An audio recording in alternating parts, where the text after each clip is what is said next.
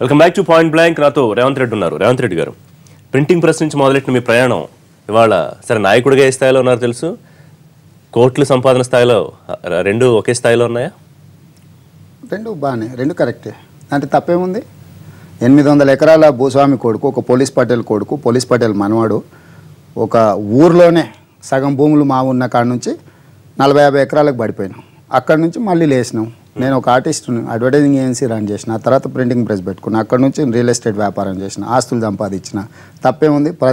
సంపాదించిన ప్రతి రూపాయికి ఇన్కమ్ ట్యాక్స్ కట్టిన. దాంట్లో తప్పేముంది? దాచుకోవడానికి ఏముంది? డబ్బులు సంపాదించుకున్నాక రాజకీయాలకు వచ్చిన, సంపాదించిన డబ్బులు రాజకీయాలలో ఖర్చు పెట్టిన నేను. కానీ రాజకీయాలలో సంపాదించుకునే ఏమైనా ఒక్క సింగిల్ ఆరోపణ చూపించండి. రీసెంట్ అసెంబ్లీ సెషన్ ఎపిసోడ్ ఒకసారి వెళ్తే కనుక మీరు మాట్లాడకుండా వేసిన మొత్తం స్కెచ్లో టీఆర్ఎస్తో పాటు మీ సీనియర్ లీడర్ ఎర్రబెల్లి కూడా ఉన్నారు అంటారు. మీరు నమ్ముతారా? అంటారని మీరు అంటారు, నేను నమ్మను. అక్కడ జరిగిన సంఘటన నన్ను ఒక్కని సరే, మిగతా 10-11 మందిని సభలో లేని వాళ్ళని కూడా సస్పెండ్ చేసింది కదా. సండ్ర వెంకట వీరయ్య, మంచిరెడ్డి కిషన్ రెడ్డి గారు ఆ రోజు సభలోనే లేరు.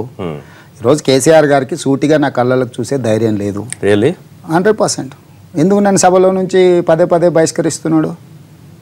ఎందుకు తప్పుడు విధానాల ద్వారా సభలో నిర్ణయాలు తీసుకుంటున్నాడు? కేసీఆర్ నిజంగానే ఫేస్ చేయగలిగిన ధైర్యం ఉంటే సభలో చర్చ పెట్టి సమాధానాల ద్వారా తిప్పికొట్టాలి, చర్చల ద్వారా తిప్పికొట్టమని.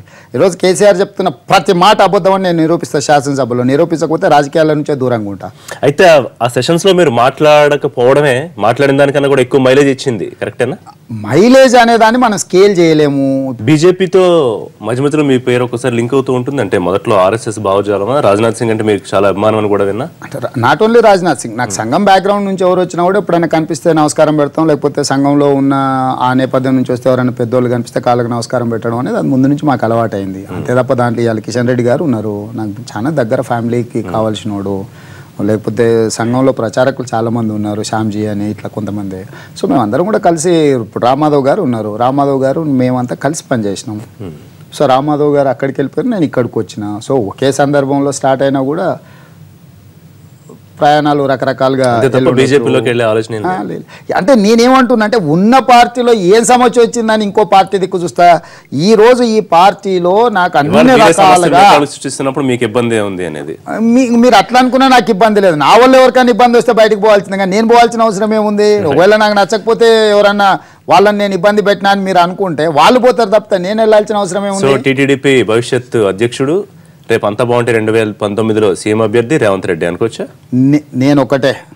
నేను తెలుగుదేశం పార్టీలో ఉండి చంద్రశేఖరరావు గారిని ఆ కుర్చీ నుంచి దించుతా 100%. నా పోరాటం చంద్రశేఖరరావు గారిని ఆ కుర్చీ ఆయన దించడం కీలకం. ఎక్కేది అనేది చంద్రబాబు నాయుడు గారు నిర్ణయిస్తారు. నాకు చాలా కోరికలు ఉండొచ్చు, నాకు పార్లమెంట్ కోరిక ఉండే. నేను చాలా సందర్భాల్లో బాటంగా చెప్పినా, మా నాయకుడి దగ్గర కూడా చెప్పిన. కానీ ఆ సందర్భంలో నాయకుడు ఒక నిర్ణయం తీసుకున్నాడు, దానికి కట్టుబడి ఉన్నా. నిర్ణయం తీసుకున్నంత వరకు అడగడం తప్పులేదు. నాయకుడు అన్ని విశ్లేషించి ఒక నిర్ణయం తీసుకున్న తర్వాత క్రమశిక్షణ కలిగిన పార్టీ కార్యకర్త అనుకో, పార్టీ నాయకుడుగా అనుకో, నాయకుడు ఆదేశాలను అమలు చేయడం అనేది ఒక రాజకీయ నాయకుడికి ఉండాల్సిన ప్రథమ లక్షణం.